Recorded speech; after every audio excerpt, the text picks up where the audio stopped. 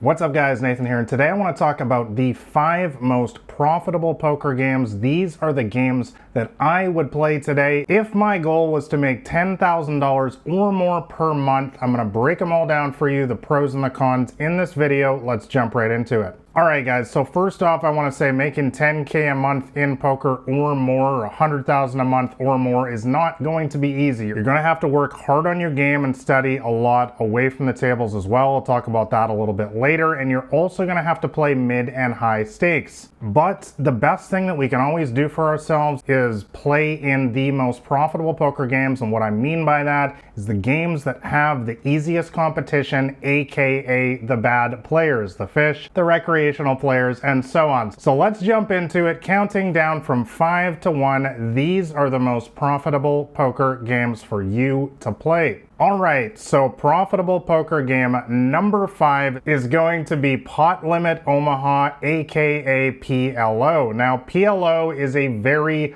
popular game these days, been increasing in popularity a lot in the last sort of 10-15 years. This is the game where you get dealt 4 cards pre-flop instead of 2 like you probably are used to in Hold'em, and this creates a lot more action. PLO tends to attract a lot more crazy gamblers. There's a lot more action in the game. It's very rare that anybody is drawing dead in PLO, and what I mean by drawing dead is there's no card in the deck that you can catch to win. In fact, most people in PLO, Pot Limit Omaha, often the edges are very, very small in this game, and what I mean by that is typically maybe you're 60% to win the hand and the other person still has 40%. This creates wild swings. Whereas in a game like Hold'em that you're probably more used to, it's very typical to be in a situation where you have a hand like top pair and somebody else just has some really sort of weak draw, bottom pair, or nothing at all, and you're like 80% to win, 90% to win,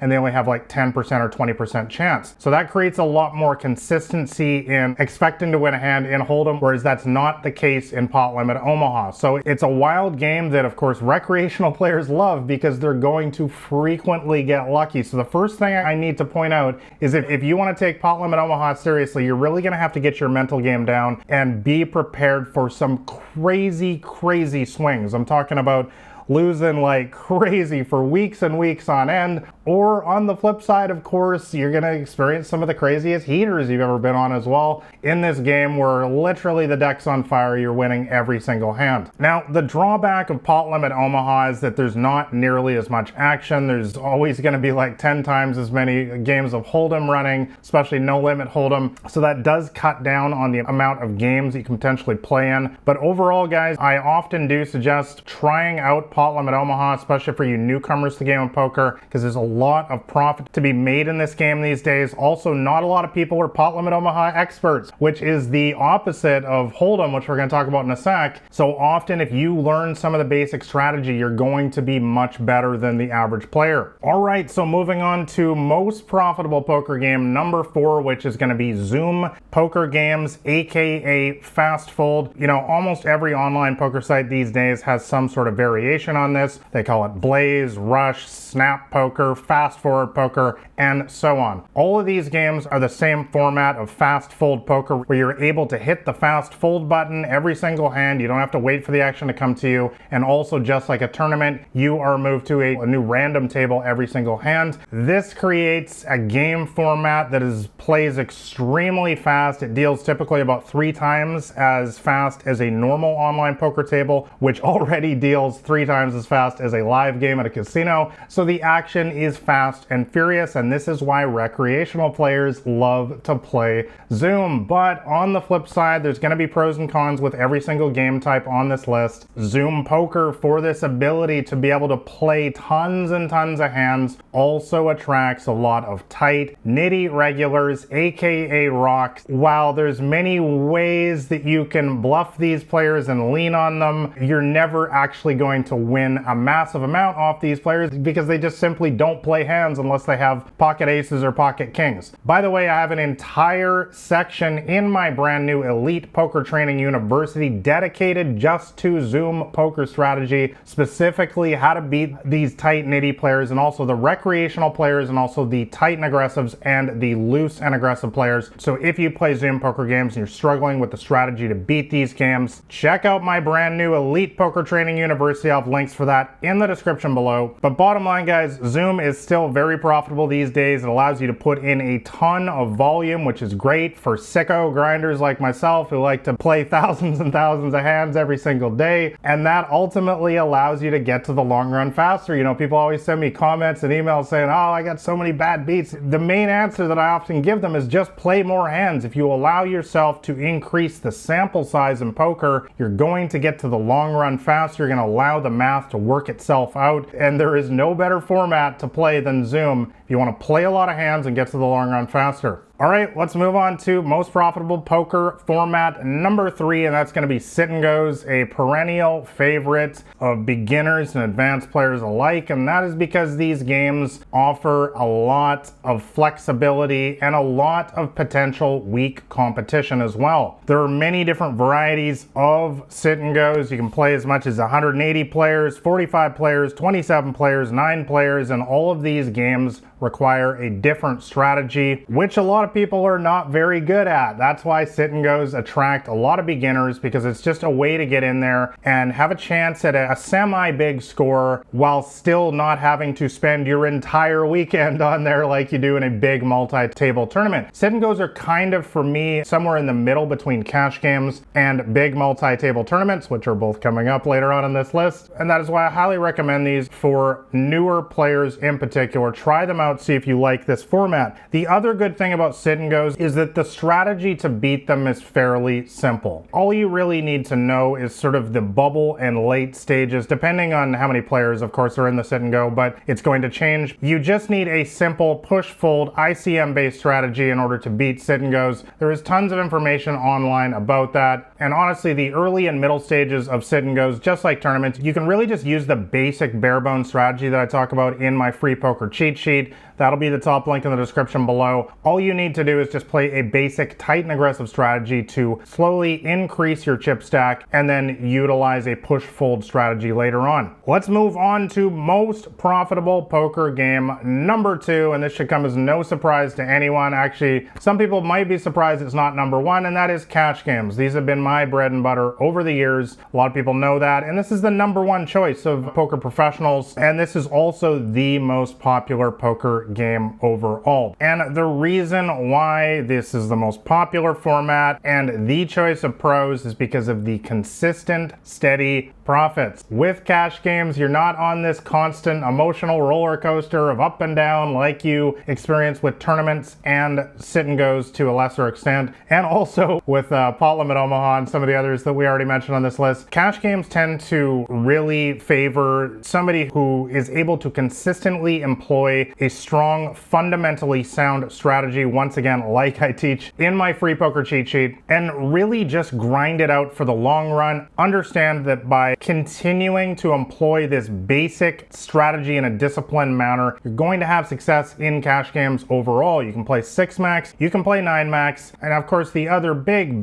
benefit of playing cash games for me specifically is the time flexibility. This is something I've talked about a lot on this channel before, and why I kind of cut back the amount of tournaments that I play is because with tournaments you are literally chained to your chair sometimes for 8 hours, and that makes it very difficult to have a social life. And I do a lot of traveling. I live out here in Southeast Asia. I travel the world as well, and I don't have 8 hours to be just sitting at my computer or in a casino not knowing when I can leave, because of course in a tournament you cannot get up and just leave. Your chip stack will be blinded out. In a cash game, of course, you can pick up and go anytime you want. So for me, as somebody who is highly active and on the go, cash games have always been ideally suited to my lifestyle. The other benefits of cash games is that there is the most amount of advanced material online. Again, I'll have recommendations for everything that I suggest in the description below, but for, advanced poker strategy books, training courses, coaches, videos on YouTube, on Twitch, the majority of the material these days to help you play better poker is based around cash games. And finally, the other reason why I suggest cash games, especially for newer poker players, is that this is really the heart and soul of poker. One of the drawbacks with tournaments and sit and goes is that you're often playing on a shorter stack size, often 20 big blinds, 30 big blinds in the later stages,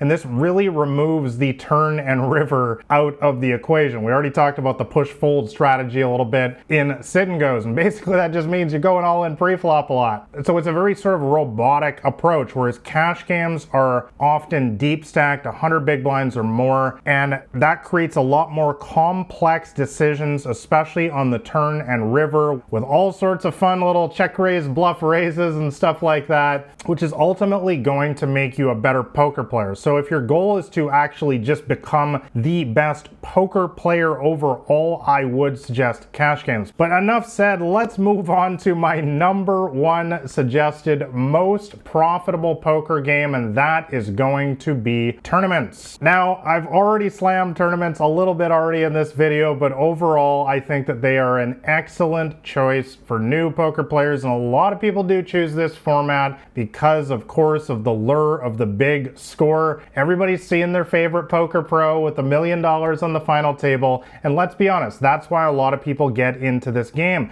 Another huge benefit of tournaments is that they attract the most weaker players, fish on average, and therefore if you want to have success quickly in poker, tournaments are going to make this the most easy for you because you're playing against a lot of bad players. As mentioned, tournaments offer the shot at the big score, potentially life-changing money. Now let's talk about a little bit of the downsides to tournaments that they often fail to mention, and that is the brutally long break-even stretches that, again, nobody ever talks about this. Everyone just shows the big, WSOP hero and they've got the bracelet and the final table and the millions of dollars. They don't talk about the 3 years before that where they were failing to win or even cash in any poker tournament. Guys, it takes a special kind of poker player to endure playing tournaments full time. You are going to go through incredibly long stretches where you are just getting eliminated again and again, and that is because you have to navigate through this minefield of bad players and get a tremendous amount of short-term luck in order to ever get to that, mountaintop or the $1 million final table, and that's really hard to do. And when you've been losing slowly in tournaments for months and months on end, or years in some cases, this is really difficult from a psychological point of view to keep yourself getting in there and having confidence in your game. It's really easy to start doubting yourself in periods like this. So guys, we're all about the 1%, the mountaintop Instagram culture these days, and just show the highlights when you're on top of the mountain. But you need to understand, guys, the 99% below all of that glory and the big final table at tournaments is a lot of losing. Honestly, it's too much for a lot of poker players, so you need to be prepared for that. But overall, guys, tournaments are highly profitable, lots of weak players. If you're new to the game, I would definitely recommend checking them out. But guys, try out every single format on this list. It's really the entire point. Don't just play some game because you saw your favorite poker pro playing that game. Try out every poker game and find out which one works best for you, for your personality, your lifestyle, for your goals in the game. Make sure you guys like and subscribe if you found this video helpful, and once again, make sure you grab a copy of my free poker cheat sheet. That'll be the top link in the description below. You can read it in an afternoon. It'll help you quickly start having more success in all of these poker games. All right, guys, thanks for watching. This has been Nathan Williams with BlackRain79.com.